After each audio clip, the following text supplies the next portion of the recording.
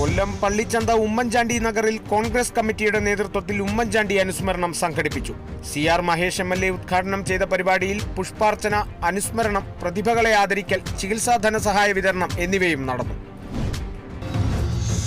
തൃശൂർ നെല്ലുവായി ശ്രീ ധന്വന്തരി ക്ഷേത്രത്തിലെ ഔഷധ സേവയും ആനയൂട്ടും ഈ മാസം 31-ന് നടക്കും. Cochin Devaswom board president K. സുദർശന്റെ അധ്യക്ഷതയിൽ ചേർന്ന യോഗത്തിൽ വിവിധ വകുപ്പുകളിലെ പ്രതിനിധികളും പങ്കെടുത്തു. ആയിരക്കണക്കിന് ഭക്തർ എത്തിച്ചേരുമെന്നാണ് പ്രതീക്ഷ.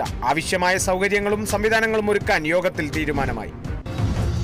തൃശൂർ അരിമ്പൂരിൽ ആംബുലൻസ് മതിലിലിടിച്ച് മറിഞ്ഞ് ഡ്രൈവർക്ക് പരിക്കേറ്റു. തൃശൂരിൽ നിന്ന് വരികയായിരുന്ന ആംബുലൻസാണ് നിയന്ത്രണം വിട്ട് മതിലിലിടിച്ച് മറിഞ്ഞത്. രോഗികളല്ല ആംബുലൻസിൽ ഉണ്ടായിരുന്നതെന്നാണ് വിവരം. അമിതവേഗത്തിലെത്തിയ ആംബുലൻസ് മതിലിലും മരത്തിലും ഇടിച്ച് റോഡിലേക്ക് മറിയുകയായിരുന്നു എന്നാണ് ദൃക്സാക്ഷികൾ പറയുന്നത്. തൃശൂർ തിരുവില്വാമല വില്വാദ്രിനാഥ ക്ഷേത്രത്തിൽ മോഷണം. ഓടുപൊളിച്ച് നാലമ്പലത്തിനകത്ത് കടന്ന മോഷ്ടാവ് കൗണ്ടർ പൊളിച്ചാണ് മോഷണം നടത്തിയത്. രാവിലെ 5-ന് കൗണ്ടർ തുറക്കാനെത്തിയ ജീവനക്കാരാണ് വിവരമറിഞ്ഞത്. 1 ലക്ഷത്തിലധികം രൂപ നഷ്ടപ്പെട്ടതായാണ് പ്രാഥമിക വിവരം. പഴയന്നൂർ പോലീസ് അന്വേഷണം ആരംഭിച്ചു.